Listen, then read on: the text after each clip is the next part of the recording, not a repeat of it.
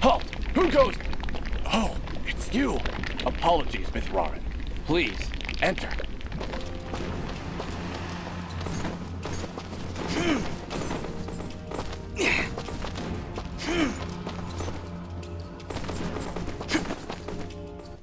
We welcome your presence, Sen Mithrarin. Preparations for war are nearly complete. Surely you have more soldiers than this. General Gaius is nothing if not thorough. His forces have exterminated most Moonbloods from this land. We are all that's left. How do you expect to win with so few soldiers? We cannot. That's why we created Sen Mithrarin. You dust will turn the tide. Well, no pressure or anything. Yeah. Does General Gaius know of this place? I fear he does now. What? How? One of our own has been keeping an eye on you since your travels began. A merchant, Zareth. Aha! I knew that creepy merchant was one of you guys. How did a Moonblood operate so freely in the wildlands? He is a smart businessman. Deals in all the right places. Gaius's soldiers turned their gaze from him in exchange for free goods. However, no amount of bribery could cover up that Zareth was helping you to find us. And that's how Gaius found out. How much time do you think we have to prepare? Not long, I'm afraid. The whole purpose of Gaius's campaign is to wipe us from the face of this world. Once he knows of our final stronghold, he will send everything he has and destroy us. I see all sorts of lamps here, but no fire. Is this the way of the flameless light? It is, yes. In ancient times, the Moonbloods went by another name.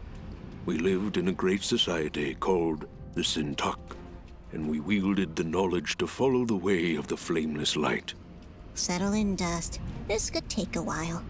We Sintuck harnessed a power unlike any this world had ever seen. We built elaborate contraptions like these lamps, capable of piercing the darkness without so much as a spark. Well, obviously something went wrong because we still have to build a fire every time Dust pulls out his map. Unfortunately, the ancient tomes do not say how the Sintuck fell, and that knowledge has been lost.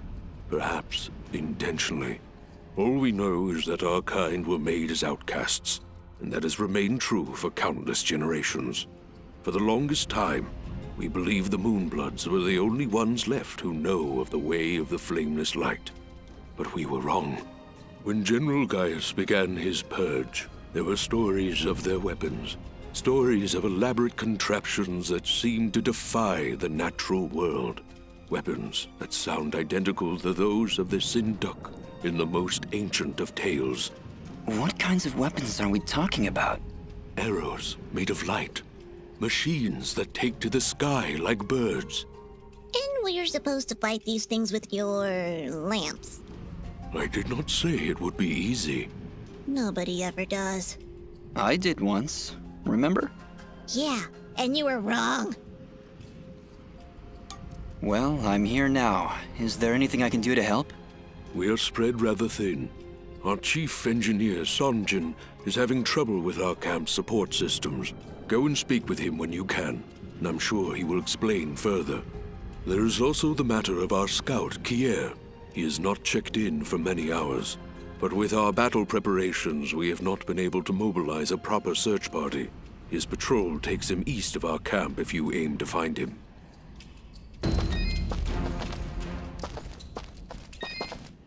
Ginger? Jin? Oh, Dust. It's you. Yeah, just me. Are you alright?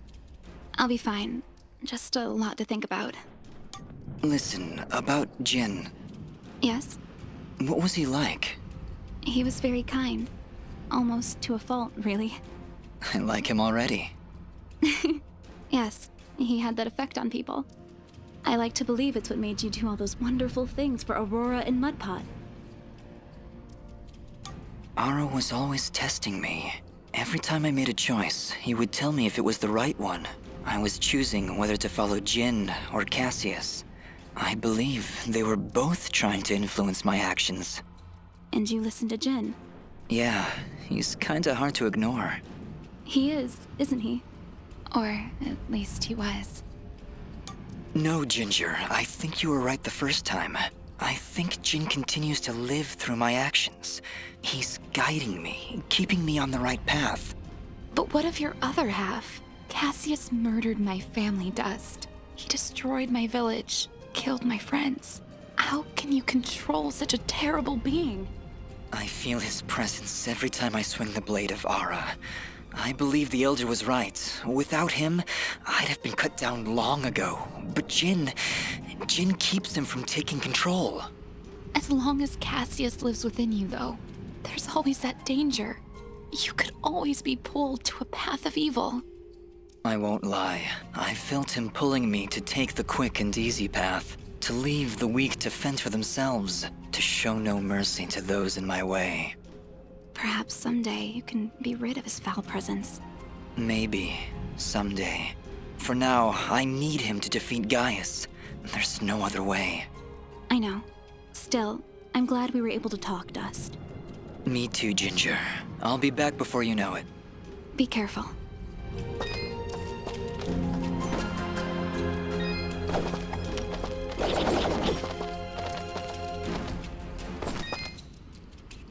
Ah, you've arrived just in time, Mithrarin. My name is Sanjin. I'm what you'd call a chief engineer, I suppose the term is. The Elder mentioned you needed some help? Yes, indeed. In the caverns below, we've set up machinery to provide the camp with power and water. Unfortunately, seismic activity has shut down both systems, so we need to get them running once more. I have been rather preoccupied handling the battle preparations, so if you could, I would appreciate it if you went down there to examine the generators. Sure, Sanjin. I'll take a look. Thank you. You'll need to restart the generator and water pump when you're down there. We'll require both systems to be running if we're going to stand a chance against General Gaius.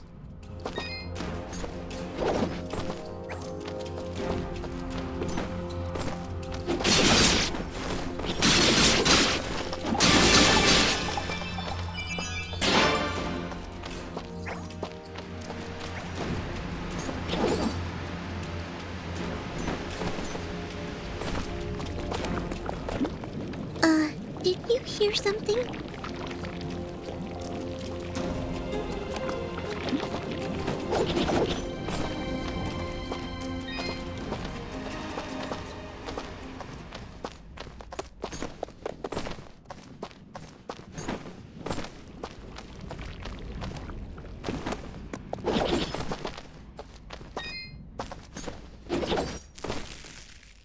Oh no! Just look! It's the missing sentry. What happened here? Ah! Dust, look out!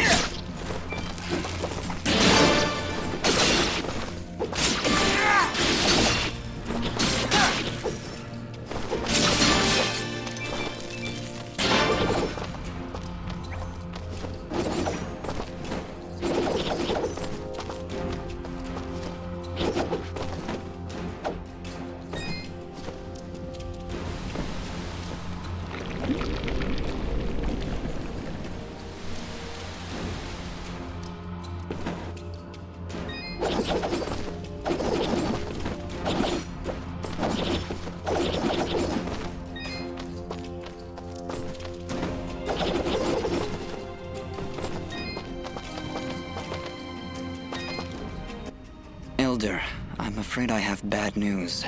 We found Kier, but he was ambushed by Gaius' soldiers. He didn't stand a chance. Then it has already begun. Dust, we are nearly out of time. Please, help Sunjin get our camp support systems working once again. Without them, we will stand little chance of mounting an effective defense.